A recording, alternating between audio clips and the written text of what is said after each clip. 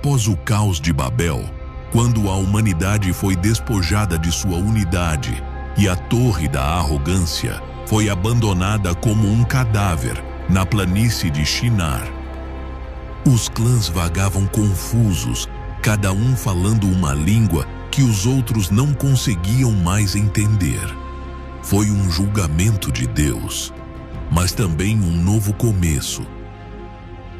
Os cananeus, filhos de Cam, descendentes de uma linhagem marcada pela desobediência, vagaram das ruínas de Babel para novas terras, movidos pelo desejo de grandeza, ambição e domínio. Eles caminharam por dias, semanas, talvez anos, cruzando desertos cruéis, colinas escaldantes e vales sem nome. Até que um dia, eles chegaram ao Vale do Jordão. Ali, diante de seus olhos, um paraíso se descortinava. Uma planície verde, úmida e fértil, coberta de árvores frutíferas, campos dançando com espigas douradas de trigo e um rio que serpenteia por ela, como se a própria terra estivesse respirando. E ali disseram: aqui edificaremos a nossa glória, aqui restauraremos Sodoma. A fundação foi brutal, assim como a vontade de seu povo. Sodoma foi construída com sangue e fogo, pois cada pedra foi arduamente conquistada, cada centímetro de terra irrigado com suor e conquista. Os cananeus trabalhavam como homens possuídos. Eles esculpiram a rocha com ferramentas de bronze, traçando ruas retas que cruzavam a cidade como veios de ordem e poder. Eles construíram muros altos, grossos e invencíveis, como se desafiassem o mundo a tentar entrar sem permissão. Eles dominaram a engenharia. Eles construíram canais perfeitos que traziam as águas do Jordão para seus campos, suas praças, seus jardins. Eles dominavam a agricultura e a terra, como que encantada, respondia-lhes com abundância.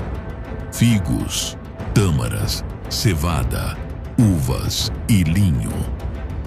Logo, a cidade começou a atrair povos distantes.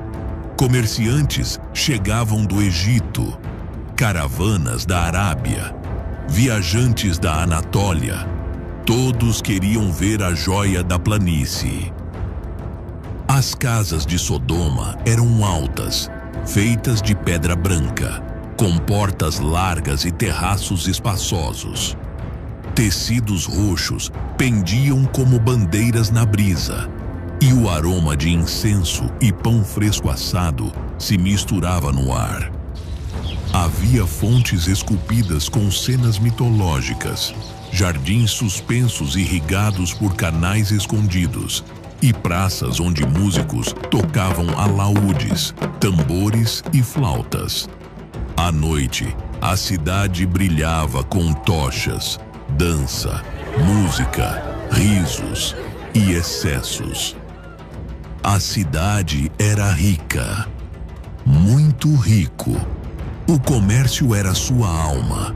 As caravanas chegavam carregadas de ouro, marfim, pedras preciosas, óleos perfumados, vinho temperado e até escravos. Os ferreiros de Sodoma forjavam armas finas. Escultores esculpiram imagens de deuses com detalhes tão vívidos que pareciam respirar. Os alfaiates trabalhavam linho, seda, couro, tudo com excelência. E quando chegou a hora de estabelecer um trono, o povo elegeu o mais astuto, o mais carismático, o mais ambicioso de todos, Bera, o primeiro rei de Sodoma. Bera era jovem, com um rosto impecável e uma língua sedutora. Ele possuía o talento perigoso de fazer o imoral parecer certo e o torto brilhar como virtude. Ela governava com um sorriso encantador, mas por trás dele havia uma corrupção tão profunda quanto silenciosa. Sob seu reinado, Sodoma atingiu o esplendor de sua glória e também desceu às sombras de sua mais escura decadência. Por outro lado, ao mesmo tempo em que Sodoma se erguia nas terras férteis do Jordão como uma cidade de poder e ouro, Gomorra foi construída mais ao sul, à sombra de sua irmã mais velha, mas com um coração diferente, mais sutil, mais decorado, mais inebriado de arte e prazer. Se Sodoma era uma joia esculpida com força e ambição, Gomorra era uma flor venenosa de beleza irresistível. Sua fundação era menos brutal e mais estética. Os cananeus que a fundaram eram escultores, músicos, poetas e arquitetos, amantes dos detalhes e da forma. Eles escolheram as colinas suaves ao sul do vale, onde o sol se punha com uma luz dourada ao anoitecer. Ali construíram templos delicadamente decorados, ruas de pedra polida e casas que pareciam palácios, adornadas com jardins suspensos, cortinas de linho tingidas de roxo e azul e fontes onde a água caía como música. Gomorra não competiu com Sodoma em força, mas em elegância. Era a cidade onde as artes floresciam, onde as canções contavam lendas e os teatros encenavam dramas de deuses e paixões humanas. O povo se entregou ao deleite dos sentidos. Cada festival era uma celebração do corpo, dos prazeres, da liberdade ilimitada. Ali, o sagrado se confundia com o sensual. Os rituais de fertilidade tornaram-se espetáculos de massa, onde homens e mulheres, embriagados de vinho e desejo, entregavam-se sem vergonha, sem moral, sem consciência. O primeiro rei de Gomorra foi Birsha, um homem com um rosto afiado, uma voz envolvente e um olhar inebriante. Ele era um mestre na arte de agradar o povo. Sob sua liderança, a luxúria se tornou institucionalizada e o prazer se tornou lei. Ele não governou pela força, mas pela sedução. Birsha fomentou uma cultura de liberdade absoluta, onde toda forma de desejo era válida. E assim, Sodoma e Gomorra se tornaram uma dupla infernal, duas joias de poder e perversão na planície do Jordão. Cada um alimentou a corrupção do outro. Entre as muitas abominações que cometeram estava a homossexualidade. Os primeiros sinais vieram com abundância. Quando o homem não luta mais pelo pão, ele começa a lutar contra os limites. E os homens de Sodoma, ricos, ociosos e orgulhosos, começaram a perverter os desejos naturais. Eles pararam de procurar mulheres e começaram a cobiçar outros homens, primeiro em segredo. Então entre seus círculos de poder e logo, sem nenhuma vergonha, nas ruas, nas praças, nas portas das casas. Este pecado não era uma simples prática oculta, nem um desvio passageiro. Era cultura, era a norma, era um orgulho institucionalizado. O que em outras nações ainda era considerado uma vergonha secreta, em Sodoma e Gomorra era proclamado como um símbolo de liberdade, como uma coroa de identidade no meio de uma sociedade intoxicada consigo mesma. Eles se gabavam de seu apetite descontrolado, exibindo-o como uma virtude. Nos banquetes do rei, era comum que os convidados se entregassem a relacionamentos com jovens trazidos como oferendas de desejos. Não havia necessidade de esconder isso. Não havia necessidade de silenciá-lo, pois em Sodoma os ímpios foram exaltados e a voz de Deus foi silenciada pelos aplausos dos homens. Templos dedicados a deuses falsos eram lugares onde a fertilidade era adorada, não pelo amor conjugal, mas por atos que violavam tudo o que era sagrado. Homens com homens, padres com acólitos, velhos com jovens, tudo sob o disfarce de uma conexão espiritual, todos protegidos sob a bandeira de uma falsa divindade. O prazer era seu Deus, perversão, sua liturgia.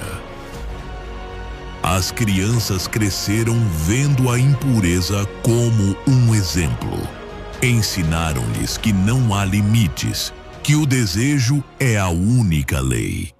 Foram-lhes mostradas imagens, foram-lhes contadas histórias e foram-lhes instruídos a rejeitar qualquer ensinamento que viesse de um Deus de proibições. Os juízes não puniam a imoralidade. Pelo contrário, eles puniam a pessoa justa que a denunciava e os estrangeiros que passavam pelas portas da cidade. Os homens de Sodoma não os consideravam como hóspedes, mas como presas de sua luxúria.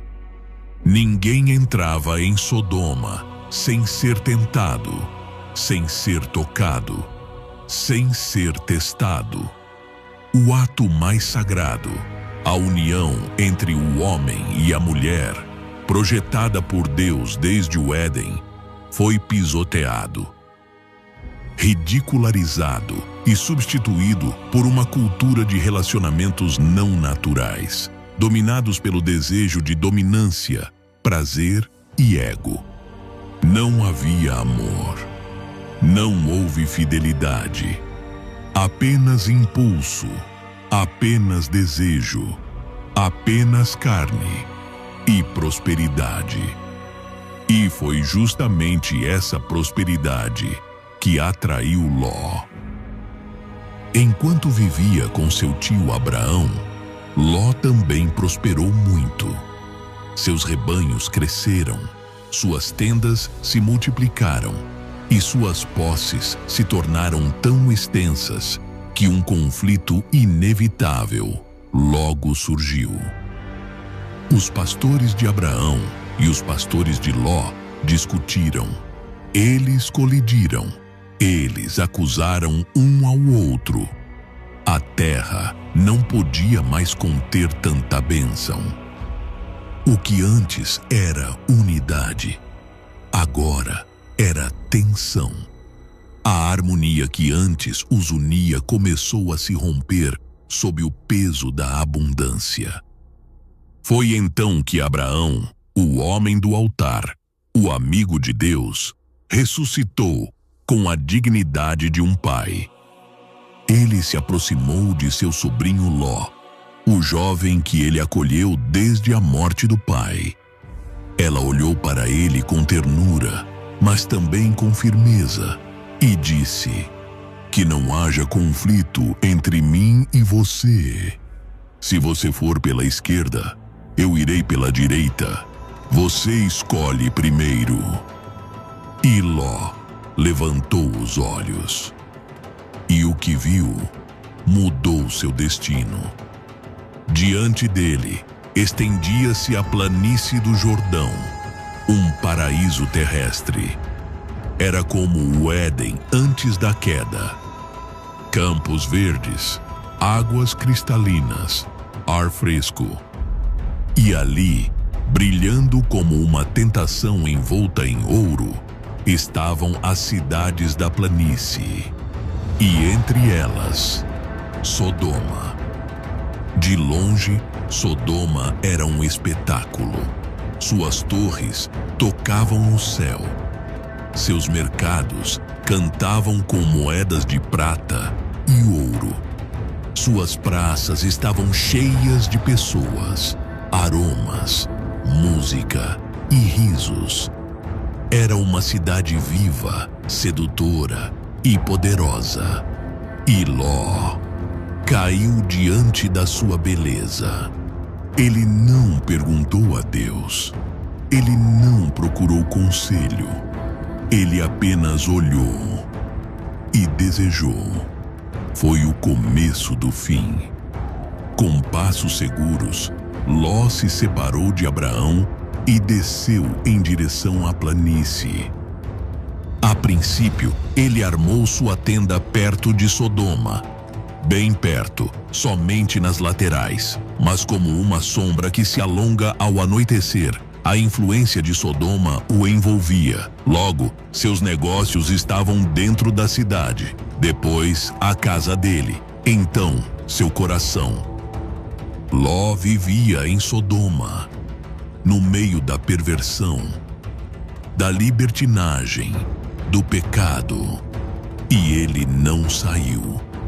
Embora sua alma justa estivesse angustiada com o que viu, o luxo falou mais alto com ele. O conforto o embalou para dormir. O silêncio o acorrentou. Ele buscou prosperidade, sem considerar as consequências que essa decisão teria sobre sua família. Então, cego pela abundância, ele seguiu seu próprio caminho, sem considerar o futuro de seu povo. Ali, no meio daquela cidade corrupta, Ló criou suas filhas, jovens mulheres puras, nascidas sob a fé de seu pai, mas expostas todos os dias à escuridão de Sodoma. Eles viram a perversão com seus próprios olhos. Eles ouviram os gritos que rasgavam as noites, testemunharam os rituais impuros que eram realizados em plena luz do dia. Eles caminharam por ruas cheias de homens perdidos na homossexualidade, onde o pecado não era escondido, mas celebrado com orgulho. Eles cresceram em um lugar sem altar, onde o nome de Deus era ridicularizado, onde o impuro se tornou costumeiro e o sagrado uma lembrança esquecida. Apesar disso, as filhas de Ló estavam prometidas a 2 homens de Sodoma. Mas eles não temeram a Deus. Eles faziam parte de Sodoma, nasceram em suas ruas, moldados por seu ambiente. Eles podem não ter participado dos piores excessos, mas não eram justos, nem santos, nem obedientes ao Deus de Abraão. E assim, a vida continuou em Sodoma e Gomorra. A cada dia, essas cidades afundavam mais e mais em uma rebelião aberta e flagrante contra Deus. Mas Deus não deixaria isso passar despercebido. O Todo-Poderoso, que tinha sido paciente, que tinha esperado, que tinha observado em silêncio, tinha ouvido o clamor. Um grito que surgiu da terra como fumaça amarga. O clamor dos oprimidos, dos justos desprezados, da inocência profanada, chegou ao trono do céu. E então, o julgamento foi decretado. Mas antes que o fogo descesse, Deus decidiu visitar seu amigo, Abraão. No calor do dia, enquanto o patriarca estava sentado na entrada de sua tenda, o Senhor apareceu a ele, acompanhado por 2 homens celestiais. Abraão os viu, correu em sua direção e os honrou, sem saber que naquele momento estava prestes a ouvir uma frase que abalaria seu coração. O clamor contra Sodoma e Gomorra é grande, disse o Senhor, e o seu pecado é muito grave. Vou descer agora e ver se cometeram a sua iniquidade. Abraão estremeceu. Ele pensou em seu sobrinho Lot, na sua família, na possibilidade, ainda que remota, de que ainda houvesse pessoas justas em meio a tanta escuridão. E com lágrimas na alma e voz trêmula, ele intercedeu diante de Deus: destruirás também o justo com o ímpio? Senhor, se houvesse 50 justos, os destruirias? E Deus respondeu: se eu encontrar 50 justos em Sodoma, pouparei a cidade inteira por amor deles. E Abraão insistiu: e se fossem 45, 40, 30, 20, 10? Mas em cada apelo, a resposta era a mesma: se houver 10 justos, eu perdoarei. Contudo, em toda a terra de Sodoma e Gomorra, nem mesmo aquele pequeno raio de luz foi encontrado. O mal contaminou tudo. Até mesmo os noivos das filhas de Ló zombaram da mensagem de salvação. E então, os 2 anjos partiram para Sodoma. Eles desceram das alturas na forma de homens, portadores do julgamento de Deus. A cidade ainda cantava, ainda ria, ainda se deleitava com seu pecado, sem saber que sua noite final havia começado. Quando chegaram, Ló estava sentado no portão da cidade. Não estava ali por acaso. Ele estava em sua posição de juiz, cumprindo seu dever entre uma geração perversa. E quando ele os viu, algo dentro dele estremeceu. Ele se levantou imediatamente, prostrou-se no chão e implorou que entrassem em sua casa. Eles concordaram com o convite e entraram na casa de Ló. Eles fecharam a porta atrás deles, e a noite caiu sobre Sodoma, como um cobertor espesso e silencioso. Mas o inferno estava prestes a acontecer. Não demorou muito. A notícia se espalhou como fogo. Estranhos chegaram, homens novos, diferentes, e os rumores despertaram a luxúria adormecida da cidade. De cada esquina, de cada casa, de cada rua imoral, eles começaram a se reunir. Jovens e velhos, todos os homens de Sodoma, vieram e cercaram a casa de Ló como uma matilha de cães sedentos. Houve uma batida na porta. Eles estavam gritando. Eles exigiram: onde estão os homens que vieram passar a noite na sua casa? Jogue-os fora Queremos fazer sexo com elas. A perversão não estava mais escondida. Agora ela exigia. Ele queria penetrar até o último canto, até a morada dos justos. Ló saiu de casa em desespero. Ele fechou a porta atrás de si e encarou a multidão com o coração batendo forte. Eu imploro a vocês, meus irmãos, que não façam esse mal. E então, num ato desesperado, talvez influenciado pela cultura que o cercava, Ló ofereceu suas próprias filhas. Tenho 2 filhas que nunca conheceram um homem. Eu as trarei até você e farei com elas o que achar melhor. Mas não faça nada a esses homens, pois eles vieram para a minha casa. Mas os homens de Sodoma não queriam as filhas. Eles não estavam procurando mulheres. Eles queriam homens. Sua luxúria era específica, desviante, violenta. Saia da frente! Eles gritaram. Este estrangeiro veio nos julgar. Nós faremos mais mal a vocês do que a eles. E atacaram Ló.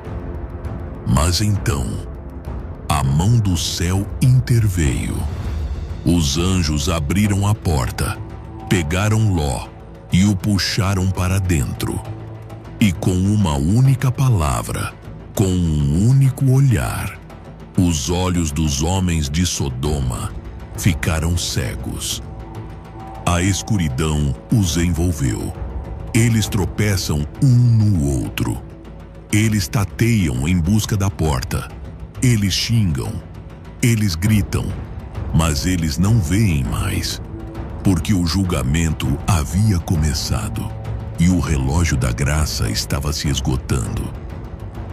Os anjos se voltaram urgentemente para Ló.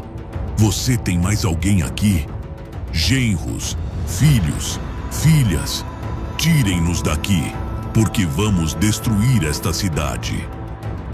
O clamor contra ele é tão grande que chegou ao céu, e o Senhor nos enviou para destruí-lo. Ló tremeu. Ele correu até seus genros, os homens noivos de suas filhas, e implorou-lhes: levantem-se, saiam deste lugar, porque Deus vai destruir a cidade. Mas eles zombaram. Eles pensaram que eu estava brincando. Eles não acreditaram nele. E eles ficaram. Morrer. Quando a aurora começou a romper, os anjos incitaram Ló a prosseguir. Levanta-te, leva tua mulher e tuas 2 filhas, que aqui estão, e vai-te embora, para que não pereças no castigo da cidade. Mas ele hesitou. Eu ainda amava aquele lugar. Ele ainda estava olhando para trás. E então, os anjos o pegaram pela mão. Ele, para sua esposa, para suas 2 filhas. E eles os tiraram. Eles os arrastaram para fora, porque a misericórdia de Deus ainda ardia sobre Ló. E quando já estavam do lado de fora, um dos anjos falou com poder: fuja para salvar sua vida. Não olhe para trás. Não pare na planície. Fuja para as montanhas, para que não pereça. Ló correu com sua família. O sol estava nascendo. Enquanto isso, os homens de Sodoma e Gomorra continuaram em sua maldade. As ruas estavam cheias de vida ao amanhecer, mas não com adoração, e sim com pecado. O barulho não era de oração, mas de risos zombeteiros, de mercados contaminados, de altares profanos, de corpos oferecidos como culto à carne. Os tambores continuaram a soar nos templos pagãos. Os sacerdotes dançavam em meio ao incenso e à perversão. E ninguém imaginava que o céu não estava mais silencioso. O julgamento já estava em andamento. E eles não sabiam. E foi naquele momento, em meio à sua arrogância, que os céus se abriram. Não era uma tempestade qualquer. Não era chuva. Foi o rugido do julgamento. Era o rugido da ira do Eterno. Uma fenda gigantesca se formou nas alturas, como se o próprio céu tivesse sido rasgado por uma espada invisível. Daquela abertura, chamas emergiram, vivas, conscientes, sedentas. Chuvas de fogo e enxofre começaram a cair com fúria incontrolável. Sodoma tremeu, Gomorra gritou, casas pegaram fogo com o contato, torres inteiras desabaram em segundos. A terra se abriu, devorando seus habitantes. Era como se o inferno tivesse sido desencadeado na terra. As pedras estavam queimando. O ar era fogo. Os rios estavam fervendo. As árvores estavam explodindo.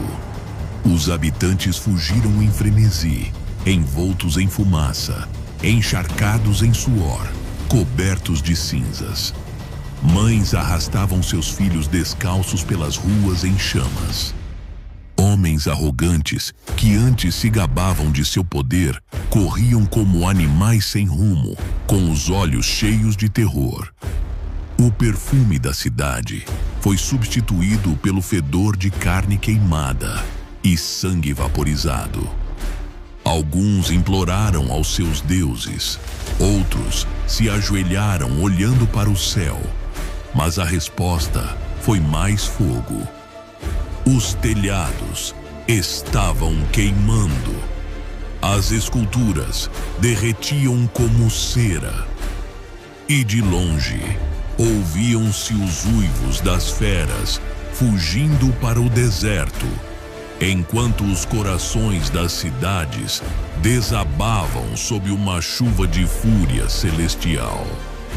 Ló, com o rosto coberto por um cobertor, fugiu com sua esposa e filhas. Atrás, o inferno consumia tudo. Mas ela, a mulher de Ló, não conseguiu resistir. Sua curiosidade era mais forte que seu medo. Ele virou a cabeça. Só um segundo. Um momento. E ela ficou petrificada. Sua carne desapareceu. Sua alma congelou. Uma coluna de sal, branca e triste, ergueu-se onde antes estava uma esposa, uma mãe, uma mulher sábia. E enquanto a família continuava a escapar, à distância, era possível ver o último suspiro das cidades amaldiçoadas. O chão ainda fumegava. As pedras estavam quentes ao toque. Os corvos voavam em círculos sobre o que antes eram impérios humanos. E o vento trazia consigo o cheiro da justiça de Deus. Sodoma foi engolida pelo céu. Gomorra, apagada do mapa. Ló, por sua vez, correu. Não pela força, não por escolha. Ele correu porque Deus o estava tirando do inferno, que ele, por anos, chamou de lar.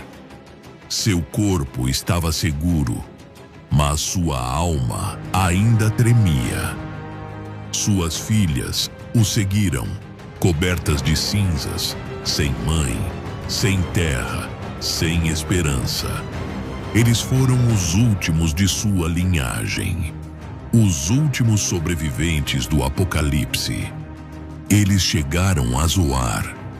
uma cidade pequena e insignificante, ignorada pelas chamas, mas não por medo. Lá não choveu fogo, mas choveu pesadelos. Ló não conseguia dormir. Ele viu rostos em chamas em seus sonhos. Eu ouvia gritos toda vez que fechava os olhos. Ele sentiu o peso da esposa se transformar em sal, com um único virar de cabeça. Não havia paz em Zoar, apenas um sussurro constante que dizia: ainda não acabou. E assim, o medo os expulsou novamente. Como sombras, eles subiram as montanhas, e ali, na solidão de uma caverna, eles se esconderam. A escuridão os abraçou. O frio penetrou seus ossos, e o silêncio falou com eles. Naquele abismo de solidão, sem homens, sem gente, sem esperança, as filhas de Ló começaram a conversar entre si. Eles cresceram em Sodoma, em meio a orgias, idolatria e perversão. Embora tenham escapado do julgamento, o julgamento não lhes escapou. E ali, entre as pedras, a ideia brotou. Uma ideia que só pode nascer de um coração deformado pelo pecado. Não há homem na terra que possa entrar em nós. Vamos embriagar nosso pai e deitar-nos com ele para conservarmos a descendência. E assim fizeram. Na primeira noite, eles prepararam o vinho, serviram e serviram. Ló bebeu até ficar inconsciente. E quando o silêncio reinou, a filha mais velha entrou na caverna. Ela dormiu com o pai, e ele não sabia quando se deitava ou quando se levantava. O pecado foi semeado. Na noite seguinte, eles repetiram o ato. A mais nova seguiu os passos da irmã. Ló, bêbado novamente, dormiu com sua segunda filha, e ele também não sabia. Naquelas noites escuras, no fundo da caverna, o pecado que Deus havia enterrado sob o fogo ressurgiu no ventre daquelas jovens mulheres. E daqueles ventres nasceram Moabe e Ben-Ami, dois nomes que seriam uma maldição por gerações. Duas cidades que ergueriam altares pagãos, que eles queimariam seus filhos em sacrifícios, que eles iriam guerrear contra Israel, que blasfemariam o nome do Deus vivo. O pecado de Sodoma não morreu com o fogo. Ele se escondeu em uma caverna, multiplicou-se e se tornou uma nação. E assim o mundo aprendeu uma lição esquecida. Não basta fugir do julgamento. Você tem que ser transformado, porque senão, a maldição que destruiu uma cidade será instalado em sua linhagem.